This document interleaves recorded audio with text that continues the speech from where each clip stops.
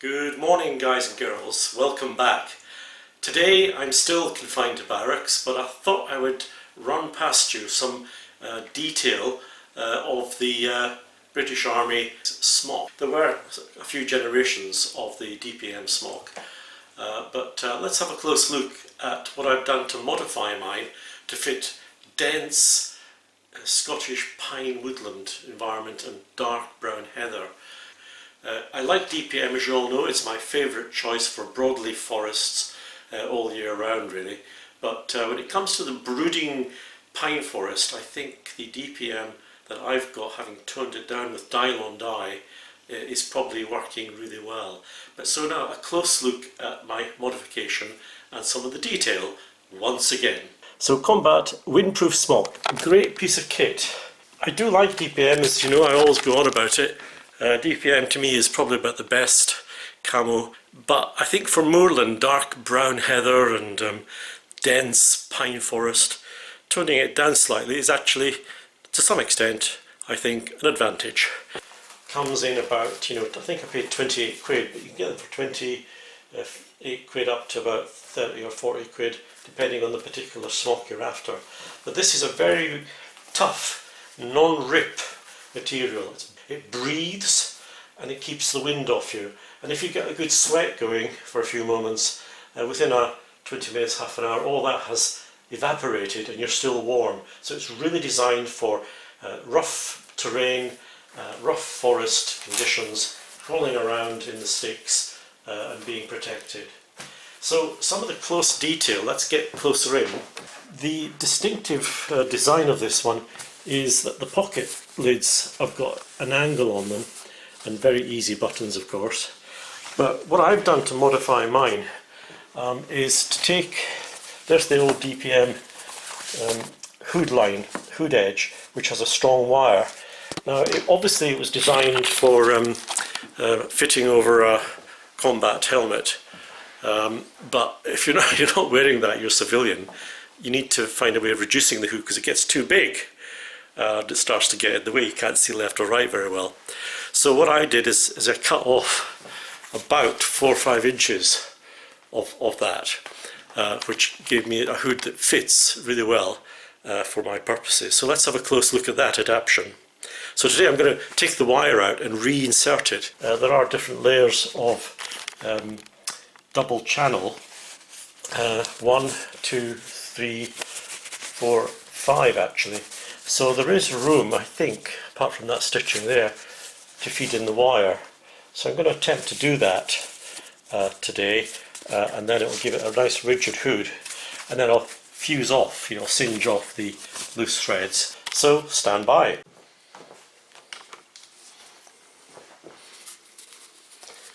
So both ends snipped, it just pulls out dead easy, that's discarded, and what we've got here is a bit Heath Robinson sellotaped bent ends. So I'm going to straighten them up now so I can feed them into the hood quite easily, and then decide how to proceed from that point. So a simple enough operation. Stand by. So that's the centre at the back of the neck stitching broken through partition, so that should feed in quite easily. And now for the ends of the hood. So I'll do it on the reverse side so it looks tidy, and just a really sharp pair of scissors, in we go. There we go, each end of the channel I've cut across the way without going through the second layer, so this should feed the copper wire in easily. So let's try that.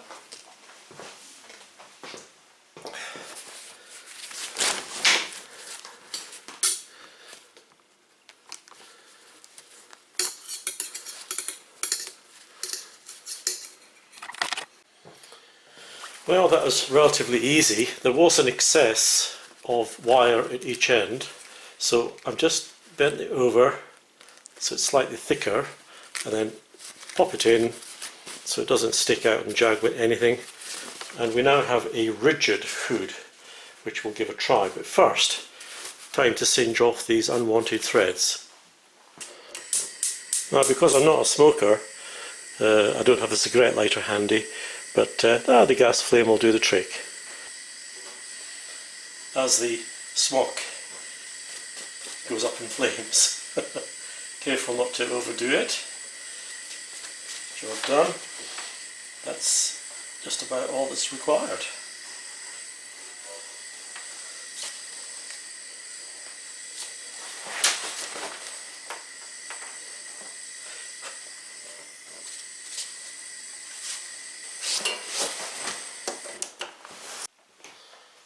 I once saw an army cadet soldier showing me how he folded his hood. So let's just do it the way he did it.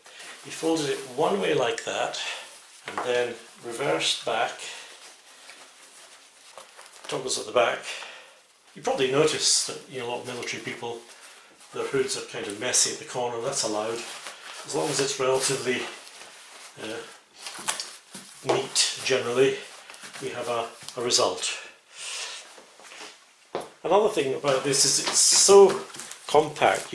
Once you don't need to wear it, it will roll up into a fairly tight package and slip into the top of your Bergen happily, like so. And there we go. Nice piece of kit. And a closer look at the detail. On the inside there is an adjustment, so you can actually loosen it off or tighten it up so it fits your waistline comfortably. The adjusters are brilliant on this piece of kit, and great handy hook for backing up to let it dry on the back of a door near the hood area. And yes, I like the material. It's so light and comfortable and windproof to wear, and the toggles on the hood area are really robust and nicely placed for going on the back button there, which keeps it in place. So overall, this is a great jacket, superbly designed, practical, and very useful. I like it a lot. So that's my smock modified for my purposes. And look, the hood is still functional. We still have the very handy cinch cords each side, and you can just simply keep the wind off. This modification is just absolutely perfect, which means you don't have to wear a peaked jockey hat. You can wear a woolly, a beanie type hat, or none at all, and you're covered. So I think that's successful. Wide range, you can see. It's a snug fit. I'm extra large, you know, I'm not the fittest person, as you all know, but this fits me quite well. And close up, the cuffs are really fabulous. I mean, they do tighten up very quickly, Velcro. For keeping cool, you can leave them open, but you know, for keeping bugs out and debris with your gloves, you're totally covered on every side. The pockets are so comfortable, but I always feel a bit, you know, carrying kit around my pockets. But you know, sometimes it's advisable, if you are a survivalist, to have essentials. You know, penknife, cordage, you know, fire lighting stuff.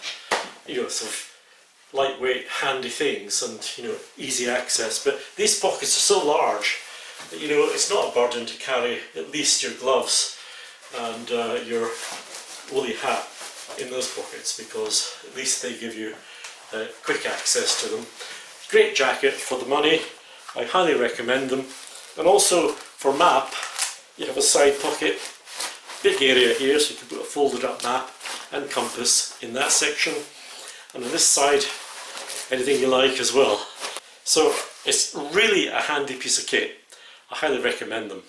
So until next time, enjoy your smocks, modify them to suit your purposes, and when you can, out into the forests. Cheer McBrin.